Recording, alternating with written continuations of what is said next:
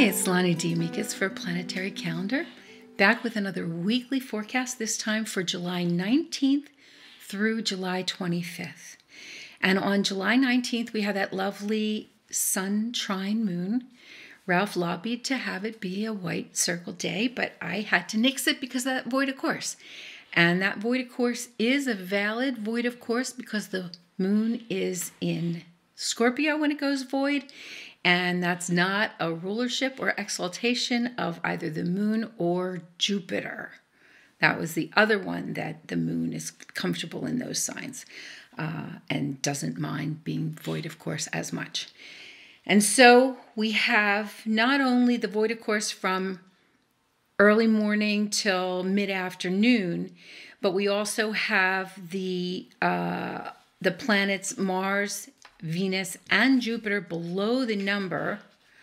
So that is during the period of time when the moon is in Scorpio. So for most of the day, we're going to be having those challenging aspects from the moon to Venus, Mars, and Jupiter. So not the best day to plan anything if you're ruled by those signs, even though you've got that sun trine moon, which may want you to feel a little bit more optimistic than you normally would.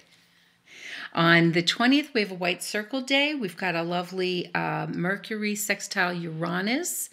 So those new exciting ideas, they can take seed at that time, or you can have conversations that maybe you've been wanting to have for a while, or of an unusual nature. Maybe an unusual conversation in this day and age is face-to-face instead of over Zoom. Although Uranus is the Zoom planet, isn't it, right? So with that lovely Sag moon, that some of that optimism is there to help you along with your communications. And Saturn's there so that you can keep your facts straight. On the 21st, after the month got off to such a slow and even keel in the start of the month, now the activity really starts because Venus changes signs and enters Virgo late in the day. And we have a Capricorn moon, so a lot of Earth coming into the chart. So that's a good help to just get back on track, because wherever Venus goes, Mars isn't far behind, so you'll look for him to follow Venus into Virgo next week. There's nothing on the lines, and the void, of course, is super, super short, just a few minutes, about 11 minutes. So nothing to worry about on that day. You can have a pretty clear slate and just choose what you want to go with.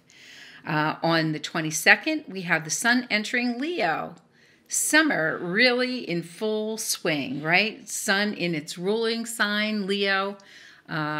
It's also the heart sign, the sign that rules the heart. So a lot of heart-filled energy is coming back into our lives after some repression and difficulties during the beginning of the year. And under that Capricorn moon, we also have a Venus opposing Jupiter. So get those big ideas, sort of distill them back down into reality under the watchful eye of Venus, I think.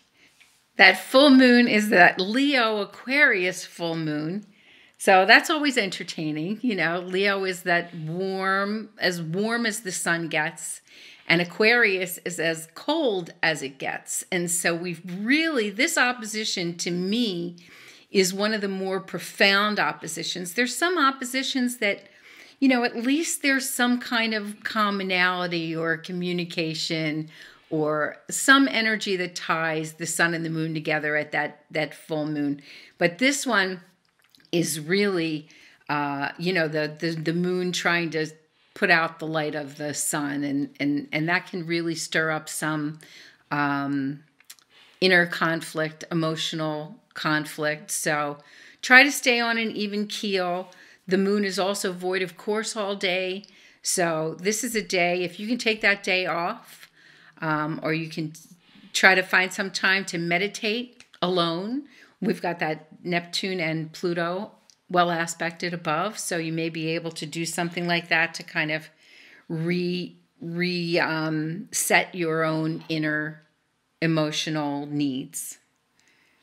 Then we have the 24th, where we've got a Mercury trine Neptune. Again, we're kind of playing up on that, meditate or communicate about, your inner spiritual ideas, or write down your inspirational business ideas, or things that have to do with your connecting your mind to your inspiration are well aspected for that day. And then we get to Sunday the 25th, where we have a short void, of course, but it's late in the day. Not really that short, it's about 4 hours, but still, it's late in the day and it shouldn't really affect too much. It's not a business day. But then we have the moon in Pisces, so getting to work the next day may be a little bit of a challenge. Also, we've got that Mercury opposing Pluto, so maybe rethinking some of those inspirational ideas you had yesterday. But Jupiter's well aspected, so maybe a little bit of that optimism will come back. So come and see us on our YouTube channel, Planetary Calendar Astrology, where we post our portraits on Tuesdays and our weeklies on Fridays. And don't forget to get your 2022 calendar. They'll be shipping soon. Get them at www.planetarycalendar.com. Thanks. See you again soon.